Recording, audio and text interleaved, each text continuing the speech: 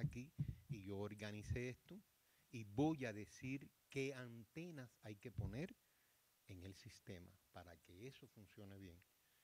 Como digo yo, en el tiempo y contra las inclemencias del tiempo. Porque la gente cuando trabaja, bueno, ya vamos a empezar, son las 18:15 horas.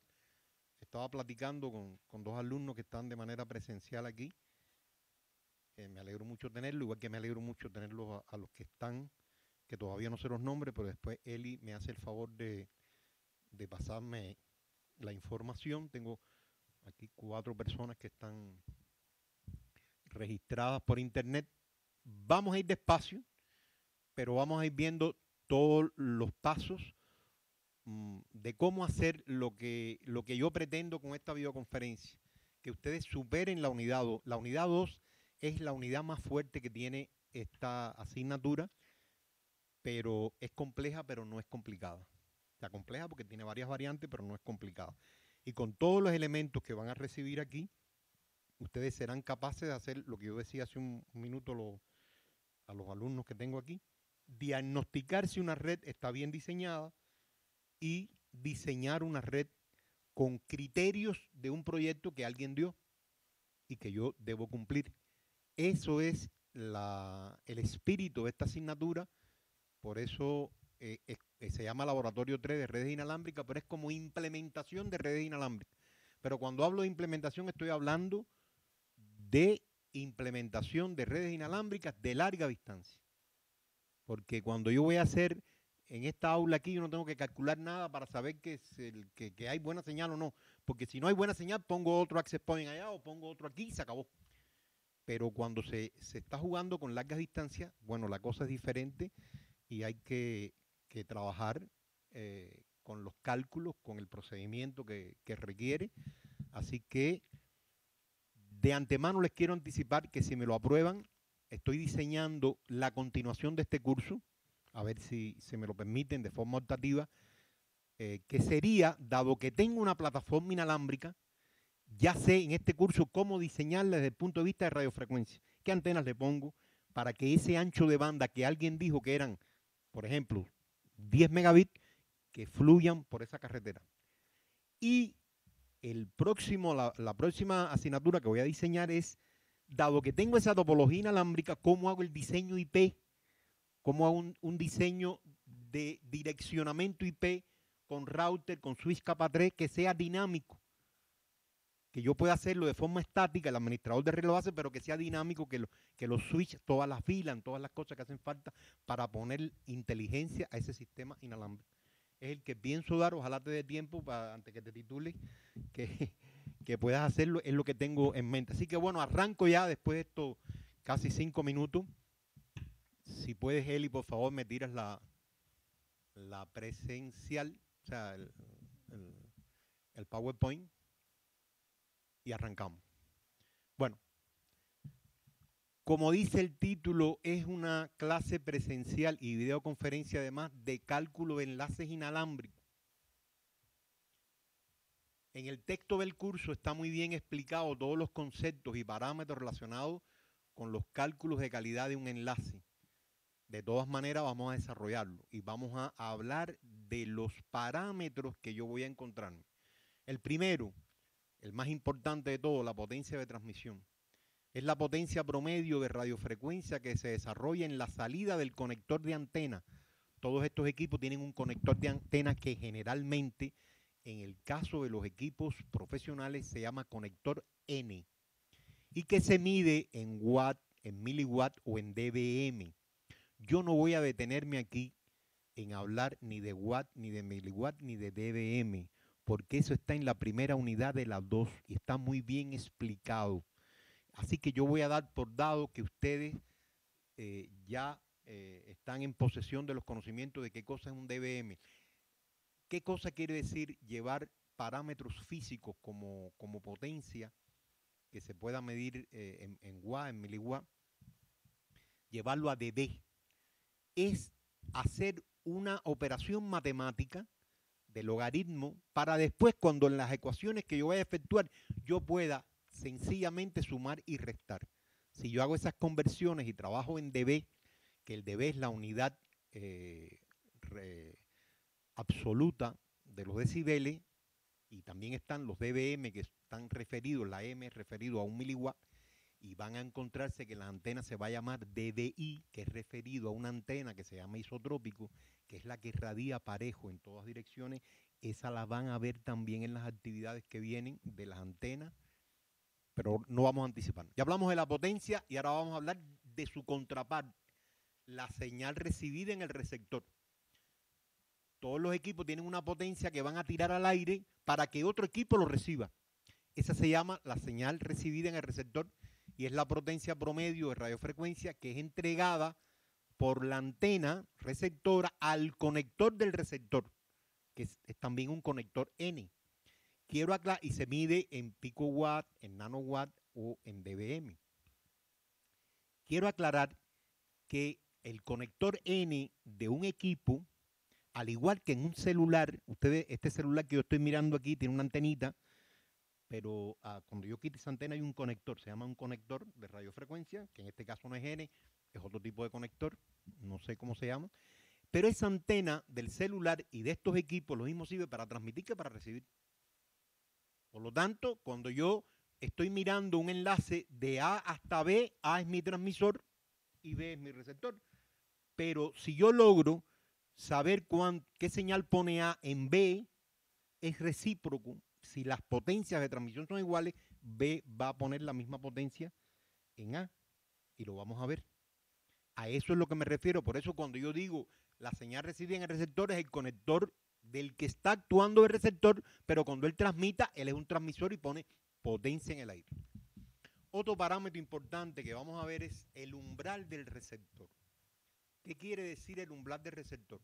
También se le conoce como sensibilidad del receptor y es una norma que especifica que a ese nivel de señal se tiene que cumplir lo que viene a continuación,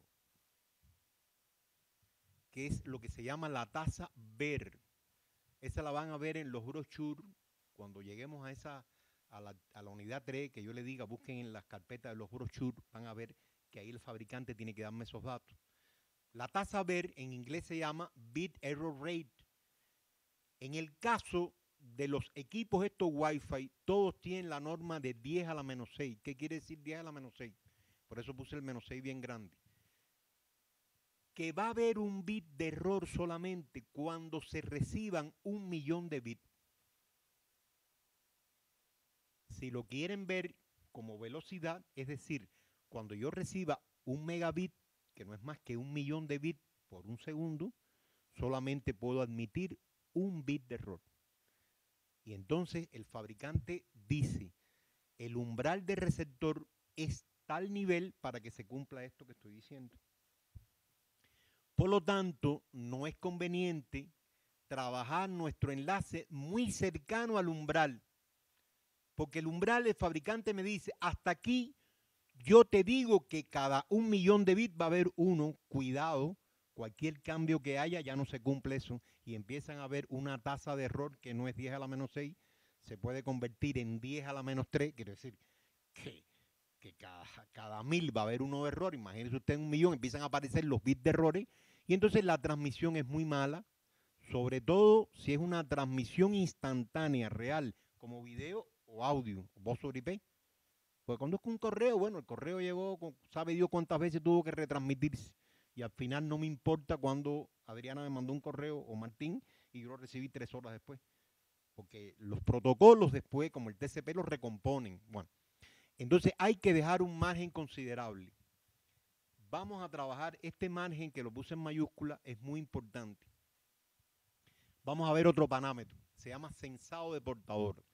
Con este parámetro no vamos a trabajar nosotros en este curso físicamente, pero lo que quiero que ustedes sepan qué cosa es eso.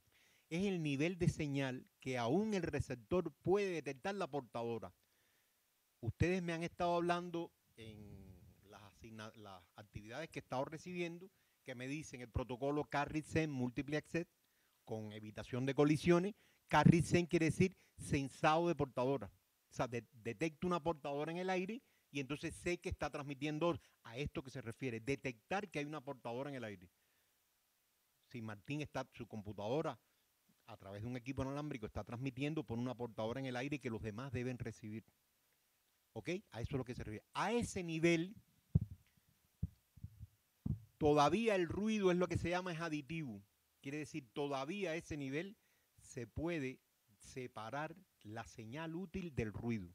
Todavía a ese nivel, que es muy precario. Yo, en mi experiencia personal, he tenido enlaces que he tenido que trabajarlo muy cerca del nivel de umbral y sé los problemas que tiene eso. Por eso siempre digo que hay que trabajar con un nivel superior, y es lo que vamos a ver en esta videoconferencia. Después está otro nivel que se llama el piso de ruido, el noise floor.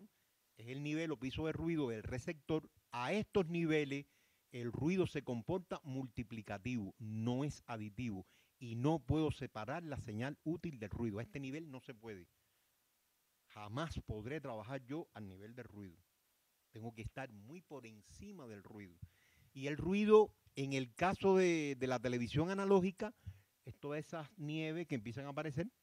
Y en el caso de la televisión digital, los que tengan ya HD, la señal empieza a quebrar, se separa, se congela, porque no puedo demodular en el receptor la potencia, hay señales, o sea, hay interferencia, hay problemas. Eso es lo que yo me refiero, que no puedo separar la señal de ruido. Vamos a ver ahora un parámetro que no es un parámetro físico, es un parámetro conceptual que va a ser el eje importante de esta videoconferencia, que se llama el margen para el desvanecimiento.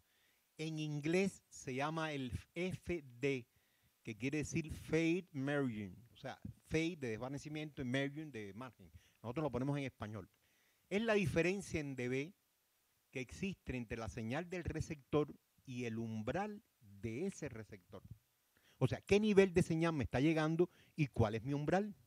Si yo resto el nivel de señal que me está llegando, lo resto, lo comparo contra mi umbral, sé que tengo el margen. Es como un muelle, es como un colchón que me permite trabajar bien. Por eso es que el margen para el desvanecimiento, su ecuación es el nivel de señal recibida en dBm, el valor que me dé, lo tiro o lo comparo contra el umbral que el fabricante me da.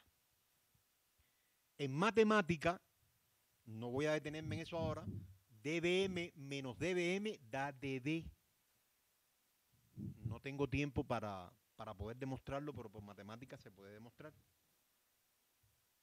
O sea, que nadie me diga que el margen para desvanecimiento son 25 dBm. No, son 25 dB, porque dBm es un decibel asociado con un valor físico.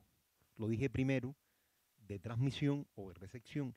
Y este es un parámetro que inventamos los ingenieros para poder saber dónde estamos. Por lo tanto, yo digo, señal para ponerle un ejemplo.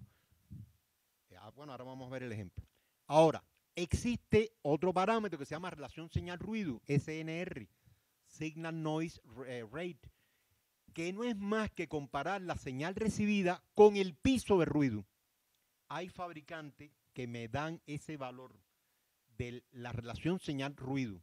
Depende de la tecnología que usa, por eso se los pongo a los dos. Nosotros vamos a trabajar fundamentalmente con el anterior, el margen para el desvanecimiento, que como dije ahorita y repito, es un colchón, es una reserva, es un margen, como lo dice la palabra, que tiene el ingeniero para saber que su sistema va a soportar cualquier inclemencia del tiempo.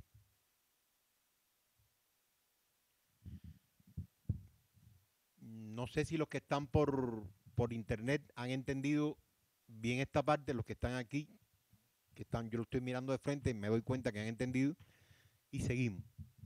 Los invito a visualizar de modo gráfico los elementos y parámetros que influyen en el cálculo de un enlace en la siguiente diapositiva. Todo lo que dije verbalmente vamos a verlo aquí. En este esquema, en la parte izquierda, traté de dibujar lo mejor que yo pude un transmisor con una antena y en la parte derecha un receptor con una antena.